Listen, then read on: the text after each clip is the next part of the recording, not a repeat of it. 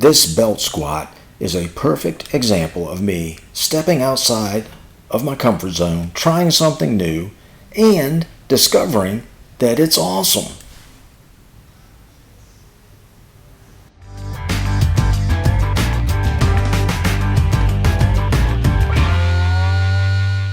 Hey gang, welcome back to Mark's 60 plus fitness journey. Now today I want to talk about workout burnout. Now, if you've been following me at all, you know that I absolutely love to work out. It is a large part of what makes me me. It is what helps improve my quality of life. And I generally look forward to my workouts. Now, there are occasions where I get to a point where I plateau, I just get bored, or things just don't work like they used to, or it's just time to change it up a bit. So what I want to do is show you a few examples of some strategies, some tricks that I use to keep my workouts fresh, to keep me energized and looking forward to my workouts.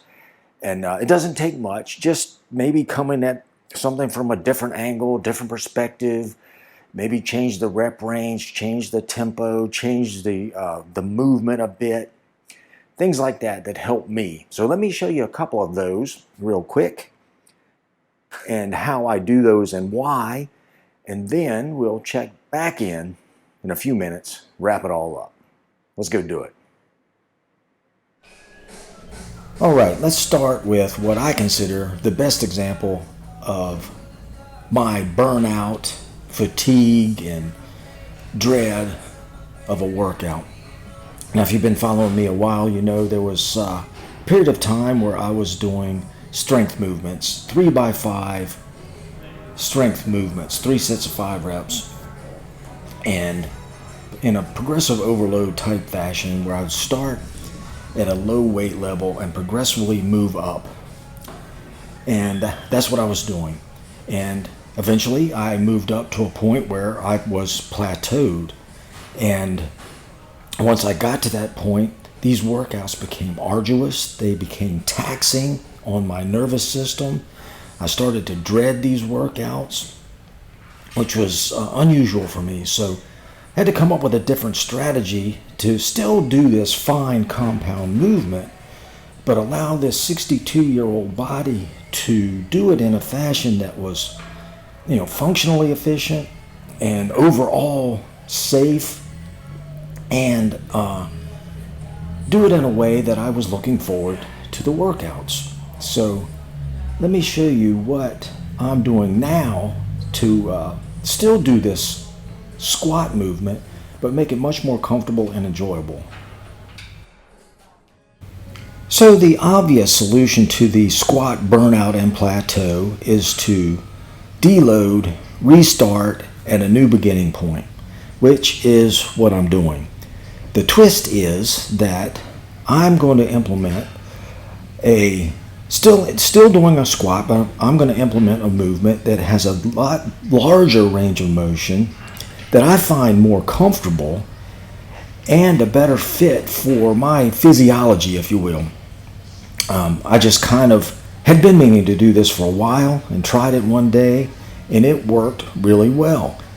So what I'm doing now is full bottom out ATG squats, ass to grass squats, and starting at a reasonable, moderate weight, and doing, as of right now, I'm still doing the 3x5 approach, and that may change to higher reps, but at this point in time, implementing this change, a different range of motion, effectively the same movement, has given me a fresh and new perspective on this really fine compound movement. I'm still able to incorporate it, and now I'm looking forward to it from this new vantage point. Okay, this example is not so much an example of burnout. It may be an example of plateau, but here I am doing incline dumbbell presses, heavy incline dumbbell presses. So every chest workout for months, I would start with these dumbbell incline presses. And I did eventually get to a point where I was kind of plateaued at 70 to 75 pound dumbbells in the 5 to 7 rep range. And I still enjoyed these, but one day it occurred to me that maybe I need to periodically change up what I'm doing, the order in which I do it, and the actual movement. In this case, I decided to change up the movement. So let me show you what I'm doing in lieu of this now, just to make it fresh.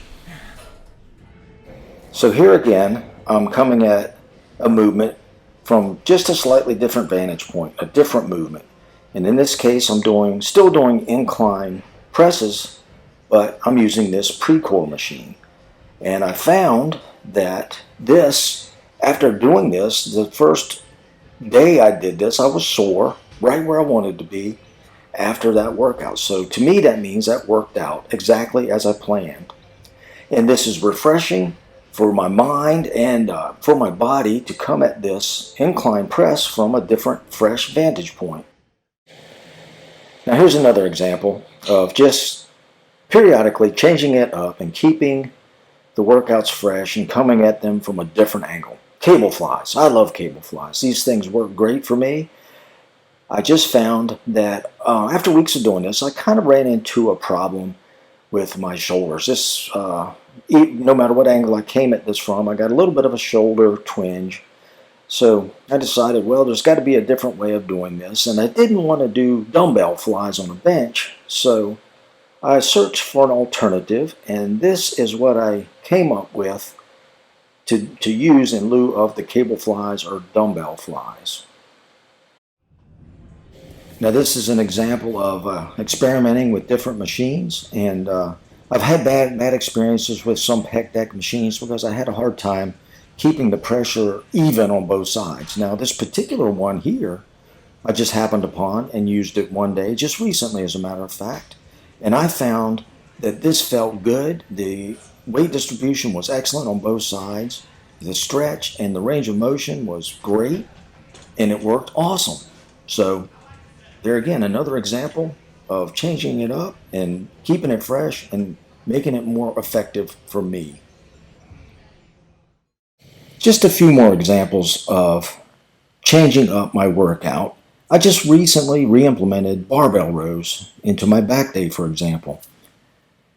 And I haven't done this yet, I plan on starting overhead presses again. I stopped doing these because I just frankly find them difficult to do, but I'm going to start these again just to come at it from a different angle on shoulder day.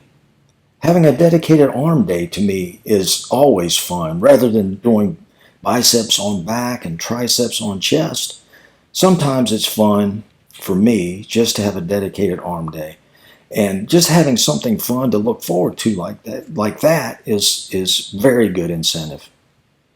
Home workouts. This is something I haven't done in a while that I plan on doing. I've always found that home workouts are arduous and difficult for me. And that means they're probably effective, and I should be doing these. And not only that, sometimes it's just really more convenient to work out at home. So that would be a nice change of pace, and is. Outdoor workouts. I haven't done one of these in eons. When I did this was probably a year ago or more. This was a fabulous day outside, and it's a great place. This park's a great place to get a nice body weight, resistance band, calisthenic type workout. It's a new approach, it's fresh, and keeps the mind in the workouts energized. Hit sessions, for example.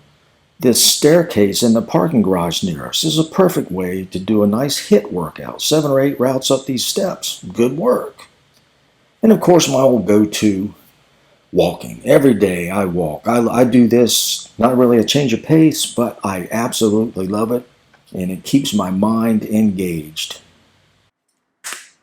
Right, so there it is. Just some of the ways and techniques and strategies I employ upon myself to keep me mentally, physically engaged in a workout. Keep the momentum going. Stay active. Try to maintain some muscle mass and fitness and mobility and balance and all that good stuff. If I feel a workout getting stale, or if I'm starting to dread a little bit of workout, I'm just going to change it up. Because I know this is a part of me, and I'm going to keep doing it until I'm not doing it anymore. And some of those strategies and changes of pace, changes of approach I just showed you work well for me.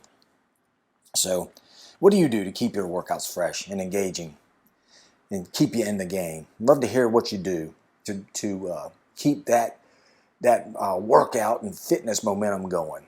So tell us how you do it. I'd love to hear. So that's it for today. I guess I will take this opportunity to say, until next time, go get 'em. Mark out.